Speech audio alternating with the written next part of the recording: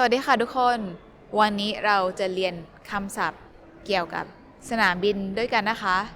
มาดูกันเลย ตอนนี้เกรซอยู่ที่ Rio de Janeiro นะคะ อยู่ในสนามบินกำลังจะไปที่กิโต กิโตคือเมืองหลวงของเอกวาดอร์ค่ะ ตอนนี้เตรียมตัวพร้อมแล้ว ใส่เสื้อกันหนาว กางเกงขายาว พร้อมขึ้นเครื่อง เรามาดูกันก่อนเลยว่าเกรซเตรียมอะไรมาบ้างหนึ่งคือกระเป๋านี้เรียกว่าสัมภาระพกติดตัวซึ่งเกรซจะเอาขึ้นเครื่องไปด้วยแล้วก็สัมภาระที่จะเอาไปลงทะเบียนก็คือนี่ค่ะกระเป๋าใหญ่ๆอันนี้สัมภาระที่1แล้วก็2หวังว่าจะน้ำหนักไม่เกินนะคะไม่อยากจะจ่ายค่าปรับปกติสนามบินเขาให้ที่23กิโลถ้ากระเป๋า2อันนี้รวมกันก็26กิโลก็46กิโลไม่รู้ว่าน้ำหนักเกินหรือเปล่าเดี๋ยวเกรซจะเดินทางด้วยสายการบินโคปานะคะซึ่งเป็นสายการบินที่low cost ของเซาท์อเมริกาเขาก็ใช้สายการบินนี้กันเยอะนี่ค่ะข้างหลังนี้คือตารางเวลาเช็คอินตารางเวลาที่บอกว่าเคาน์เตอร์สายการบิน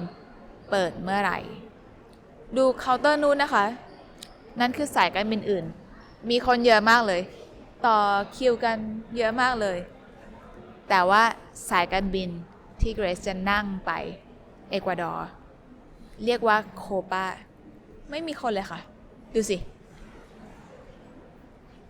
ว่างเลยสงสัยเราจะเป็นผู้โดยสารคนแรกที่จะขึ้นเครื่องแล้วก็อีกอย่างหนึ่งที่ขาดไม่ได้ในสนามบินก็คือร้านกาแฟส่วนมากสนามบินทุกสนามบินก็จะมีร้านกาแฟนะคะบางครั้งก็เป็นStarbucksเนาะส่วนมากแต่ว่าที่นี่ไม่ใช่ Starbucks ค่ะน่าจะเป็นแบรนด์ของอเมริกาใต้จากบราซิลไปเอกวาดอร์ไม่ต้องใช้วีซ่านะคะแค่มีพาสปอร์ตไทยก็ไปได้ที่จริงแล้วมี6ประเทศที่คนไทยไปโดยที่ไม่ต้องมีวีซ่าแค่มีพาสปอร์ตไทยก็พอประเทศแรกคือบราซิลประเทศที่2คือเอกวาดอร์เปรูอาร์เจนตินาชิลีแล้วก็พานามา6ประเทศดูสิรถเข็นสัมภาระ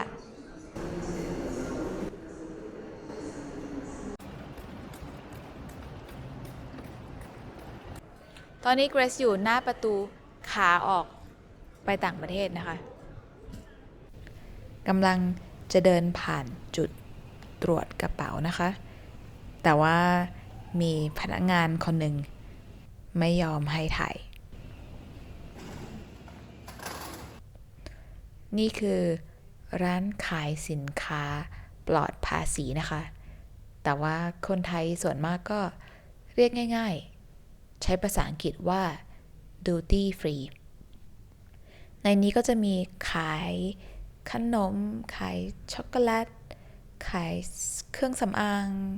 ขายเหล้าบุหรี่ทุกอย่างอะเยอะมากกำลังรอขึ้นเครื่อง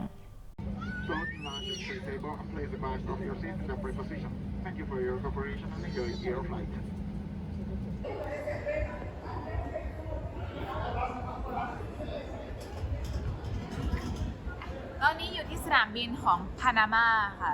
กำลังจะต่อเครื่องไปที่เอกวาดอร์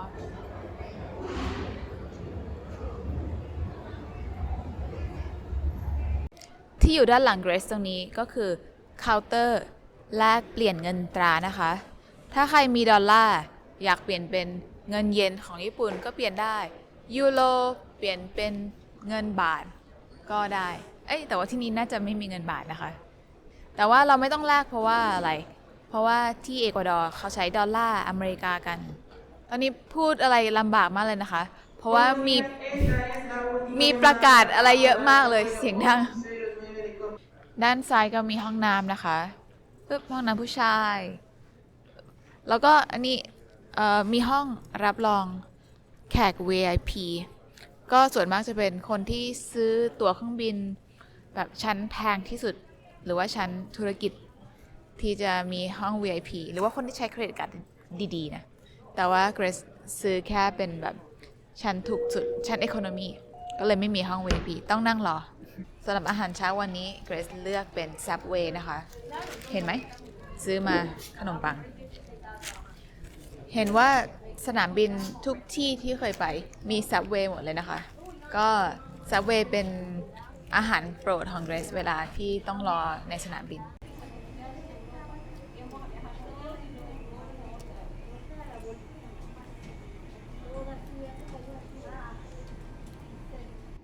ตอนนี้เกรซกำลังนั่งอยู่ตรงที่นั่งรอขึ้นเครื่องนะคะประตูยังไม่เปิดก็เลยนั่งรออยู่ตอนที่เกรซนั่งมาเมื่อไฟล์แรกเกรซนั่งที่ตรงที่นั่งตรงกลางก็คือมีที่นั่งอยู่3จุดนะคะเป็นที่นั่งริมหน้าต่างแล้วก็ที่นั่งตรงกลางแล้วก็ที่นั่งริมทางเดินถ้านั่งริมหน้าต่างก็จะเห็นวิวได้แล้วก็เปิดหน้าต่างได้แล้วก็ถ้าที่นั่งตรงริมทางเดินก็จะไปห้องน้ำได้สะดวกเครื่องบินสายการบินโคปาแอร์ไลน์เห็นไหมคะปีกเครื่องบิน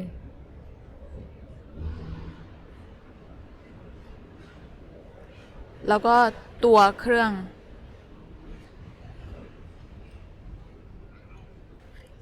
มีคนกำลังขนส่งสัมภาระนะคะตรงนั้นนะคะคือรถขนส่งสัมภาระ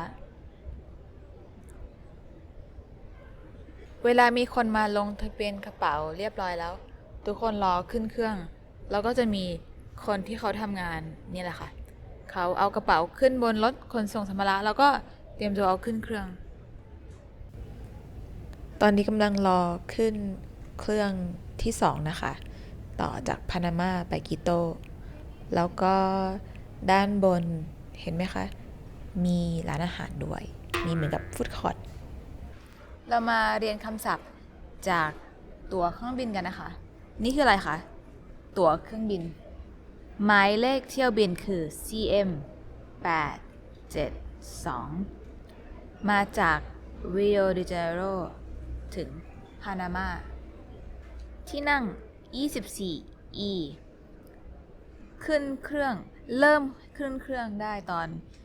เที่ยงคืน36เป็นกลุ่มที่4ประตู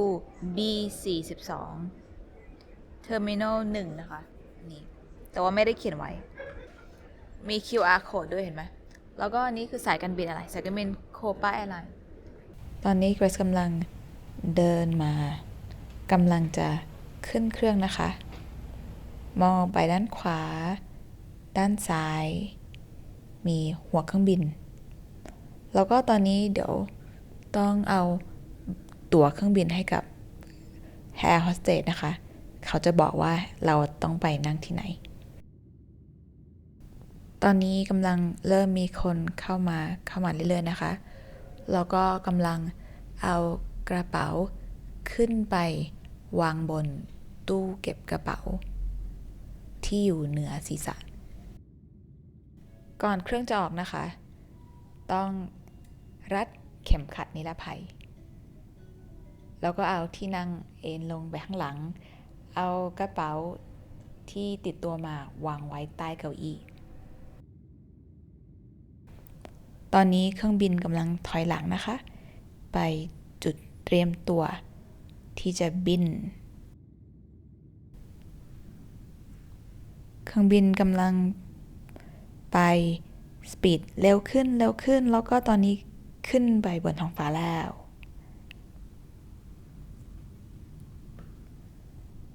เห็นไหมคะมีเมฆด้วยตอนนี้เรากำลังขึ้นมาสูงขึ้นเหนือเมฆ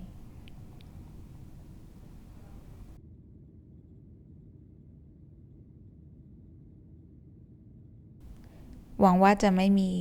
การสั่นสะเทือนมากเกินไปนะคะมีแอร์โฮสเตสกำลังมาแจกจ่ายน้ำนะคะ ตอนนี้เครื่องกำลังใกล้ลงแล้ว ใกล้ลงจอดแล้วค่ะ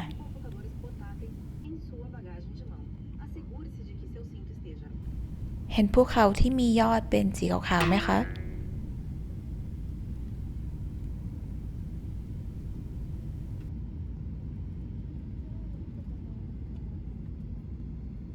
เครื่องลงจอดแล้ว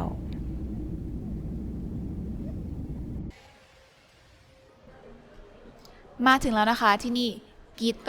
เอกวาดอร์ เมื่อกี้ตอนลงจากเครื่องบิน ก็ต้องกรอกใบตรวจคนเข้าเมือง แล้วก็เดินผ่านจุดตรวจคนเข้าเมือง แล้วก็จุดตรวจหนังสือเดินทาง ทางจุดตรวจเขาก็ถามว่ามาทำอะไร มาเที่ยวหรอ ทำงานอะไร อะไรพวกเนี้ยค่ะ เป็นคำถามธรรมดาที่ถามทั่วไป แล้วก็อีกอย่างหนึ่งที่สำคัญก็คือเขาจะเช็คว่าเรามีใบตรวจโควิดหรือเปล่า แล้วก็เกรซก็มีใบแล้วก็ส่งให้เขาก็ไม่มีปัญหาค่ะเมื่อกี้ก็ไปเอาสัมภาระมาแล้วนี่ไปรับมาจากจุดรับสัมภาระแล้วก็ออกมาข้างนอกมาที่จุดรอแท็กซี่ตอนนี้กำลังจะเรียกแท็กซี่แล้วค่ะแล้วก็เดี๋ยวจะไปที่บ้านที่จองไว้